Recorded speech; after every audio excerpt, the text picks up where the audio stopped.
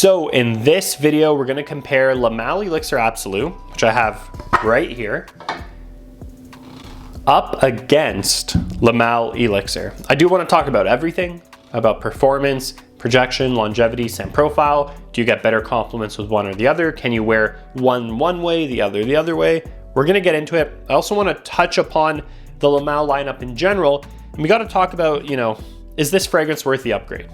Honestly, is it worth the upgrade? Is it worth having side by side with Le Male Elixir? We'll get into all of that. So if you like fragrances on the low, definitely check out Fragrance Buy and Joma Shop. Great websites where you can get discounted fragrances. Joma Shop, you can get cards, wallets, purses, designer items, clothing, sunglasses, watches. Great websites down below. Check them all out. You can also check out Perfume online. Got a $5 off coupon there. So let's get into it. This release, this dropped, was cracking into this earlier. Le Male Elixir Absolu. I do have a full review up on this one, so feel free to check it out. I'll make sure I use test strips here. So we got Le Male Elixir Absolu. Let's just talk about the scent profile, kind of set a base for where we're at. So right in the opening, you do get this tart plum accord. It's really nice, it's fruity, it's not too fresh, it's not refreshing, it's not super juicy, but it's just this tart plum accord, pretty nice. A heavy, spicy tonka bean, powdery, spicy tonka bean, right to the forefront of the fragrance. This is strong. This is powerful. There's almost like a cardamom spice. This fragrance, Le Male Elixir Absolu, is almost like your serious take on Le Male Elixir, but it's still mass appealing. You can still wear it during the day, but there's some darkness here. The tonka bean spice, that plum with a little bit of cardamom, almost makes this smell like a really nice date night fragrance. The vanilla is incredibly overwhelming though, in a good way. Very strong, very powdery. So now we'll set this aside, get a new test strip, and we'll compare against Le Male Elixir, just the regular Elixir right here. You can tell easily because of the stripes. Just look at the stripe color difference. So Le Male Elixir, let's talk about this one. So Le Male Elixir is much closer to the rest of the lineup. It is extremely close to Le Male Le Parfum, and it's decently close to Le Male, the original, except it's less fresh. So with Le Male Elixir, we'll talk about this one. So right in the opening, you get obviously zero plum, and compared to Elixir Absolu, we'll just call it Absolu, compared to Absolu, you get almost no spice. You don't notice it until you smell them side by side. This fragrance has like no spice. You'll get a touch of spice from that floral lavender mid, but this is just a sweet, somewhat fresh take on a vanilla, right? So you have your vanillas, you have your fresh mint accord, but it's really minor. And then you have a lot of your powdery fun from tonka, but just not so deep and in depth as Absolu.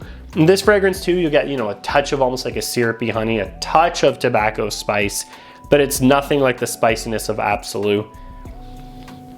So right off the bat, the first biggest comparison between these two, smelling them side by side, is this is way spicier.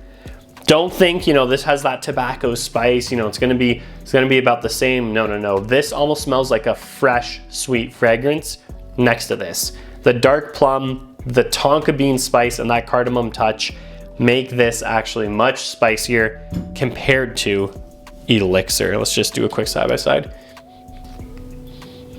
It's very noticeable actually, especially that tonka bean spiciness comes out. It's not an almond-like vibe. You can get almond from using tonka bean. This is just straight powdery, spicy tonka bean.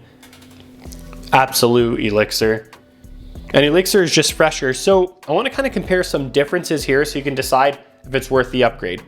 So these two are different fragrances, but they do smell the same. These two are much closer in scent profile than these two. These two are much farther in scent profile.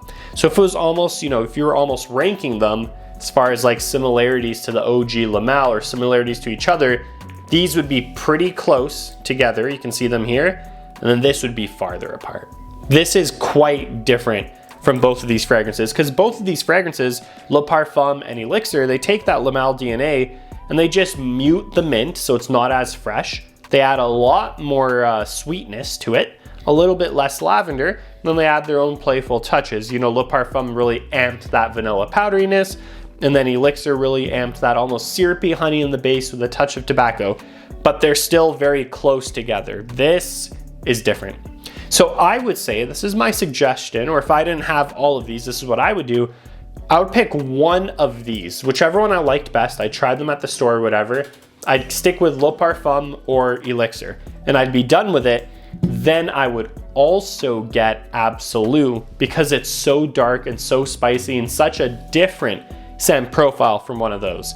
So I would make sure I had this, and I would just pick one out of these two. And of course I would still have Ultra Male, because Ultra Male's Ultra Male. It's its own crazy thing that I think is just a perfect 10 out of 10. So that's kind of how I would do this, you know, what I would purchase, what I think's worth it. Now I want to talk about the performance and the longevity and all of that. So testing these two fragrances out, you cannot notice a difference in performance and longevity. Spraying them, they both project for almost 6 hours. On skin, you can smell it almost 12 hours in the day. Spray it in the morning, smell it on your arm before you go to bed. So they're both very strong. They both perform very well. I don't see you getting any better performance between any of these two. The performance is great, and it's almost exactly the same. It's not worth mentioning a difference in performance as being a reason to buy one over the other. So I would say if you're choosing between these two, performance is not a factor. It should all just be scent profile and price point, of course. Absolu Elixir is going to be more expensive. You know how fragrances are getting nowadays, especially designers. That's why I always say to just look at discounters first. Like I said, they're linked below. Both of these fragrances in the air, I'm convinced, to women, smell the same. Like, I know that we're smelling them side by side. You know, I'm doing a video with test strips here, comparing, oh, this is spicier than this. At the end of the day, they just smell sweet and sexy to women.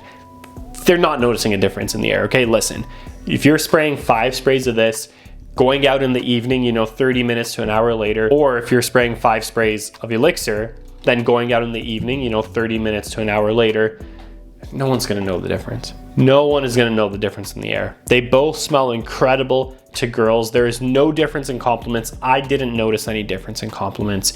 You get the same reactions. Oh, you smell good. Oh, what are you wearing? Oh, you smell really sweet. Oh, you smell really cozy. It's all the same, okay? Don't overthink that stuff, and don't let other people tell you you need to overthink that stuff. It matters more to actually focus on your clothing and your hygiene, and then just spray a fragrance. So as far as the difference in scent profile and compliments in the air compared to these two, no one's really gonna know. Would I know? I probably would. I would probably know if you were wearing Absolu or Elixir. Would you know? You'd probably know as well. But if you're considering this as a factor, as far as getting compliments from women as a factor in purchasing the fragrances, don't do it. They're both mass appealing, they're both gonna smell good.